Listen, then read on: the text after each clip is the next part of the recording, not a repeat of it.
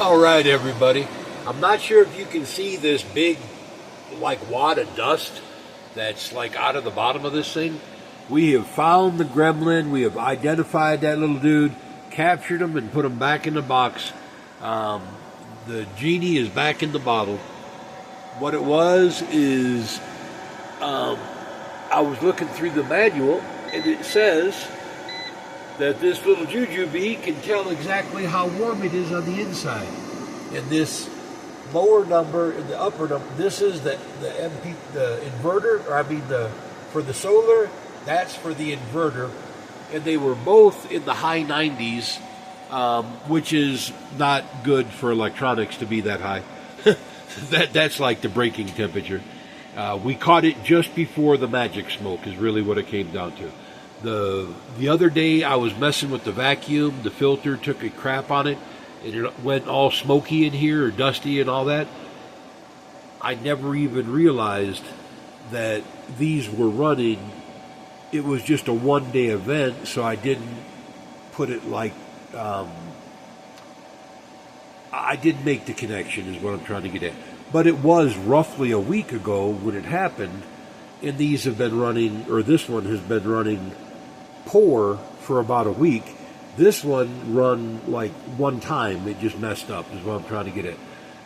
And I couldn't for the life of me figure it out, but at 212 degrees of what the Celsius would have been, like I mean high 90s, like 98, that's enough to kill, or that's enough to trip any electronics. I mean, they're going to self-preservate at that moment. I took the handy dandy, which is now a used toothbrush, cleaned out the filters. All that dust just poured out of the bottom. I need to get some like compressed air, because moist air, when you're several hundred volts DC, is not what you want to apply to the filters and to the inside of these boards. Definitely not under load. If you shut them completely down, it wouldn't hurt so bad, just to use a compressor and blow them out. A dry compressor, not wet, splatty air. But without that, you might really want to have I ever wasted money on compressed air for a computer? No. That if you have them shut off, you can blow them out safely, plug them back in after you're done, and they're not going to ever get hurt. This kind of stuff, like I said, under load, if you used damp air, it would cause grief. You would cry. You would see magic smoke. I'm almost positive. Maybe not, but almost positive. Unless they had another way to self-trip and shut down, is what I'm trying to get at. Do I know they have that? No. I just happened to read in the handy manual that you could check the temperature, and when I did, that's when I noticed what it was. And it was floating at that temperature, in the high 90s, and that's why it would act like that, not act like that, kind of stuff. I didn't check this one. I just cleaned the filters, but now they're real low, is what I'm trying to get at. 48 on the charge controller for the solar, 39 for the inverter giving the power out, and that I learned is 11% of its capacity. This one is 60 coming in for the solar to convert the power, 51 to convert back to electric, and then the 56 is its capacity. It's just over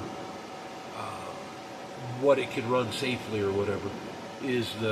But it's at 2,000 watts is what I'm trying to get at. And so you would think it'd be like higher, the number, but it's not. It's only 3,600.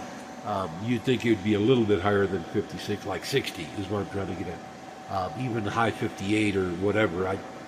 I just happened to see it when it said 56, and it hit me as odd that it would be almost 4,000 watts before it taps out or whatever.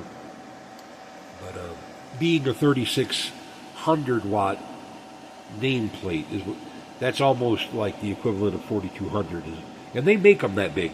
It just that this nameplate says 36, not 42. But I believe with the temperature deal, I can safely add another panel back to the string for tomorrow. It'll handle the overage just fine. It should handle it just fine. And it will give me a little bit more in the morning, a little bit more at night, because the string voltage will be higher. Right now it's 265, and when all 12 panels are in there, it's well into the 400 volt range, which just makes more usable power, but not in the dead center of the day. It blows it off as heat is what it comes down to. That's the shunting factor that I was talking about. And do they do it? Oh yeah, they do. To handle that much power, and then when you don't need it is what I'm saying. Then shunt it. They do. But like I said, this one here has been running over 1,500 watts over its nameplate rating since it was turned on. I should have caught that. I didn't.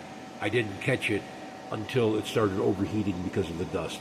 And that was, again, me, because my vacuum croaked and it filled up the house so much you couldn't hardly see the inverters. It was so dusty in here. And they sucked it through and got it all nasty. And like I said, I should open it up, clean out the inside with compressed air, canned compressed air, and do it that way. But we have found the Gremlins. What a relief. Okay, guys, we'll leave you at that. Hope everybody else's day is half as good as mine. If it is, you are having a spectacular day. All right, bye.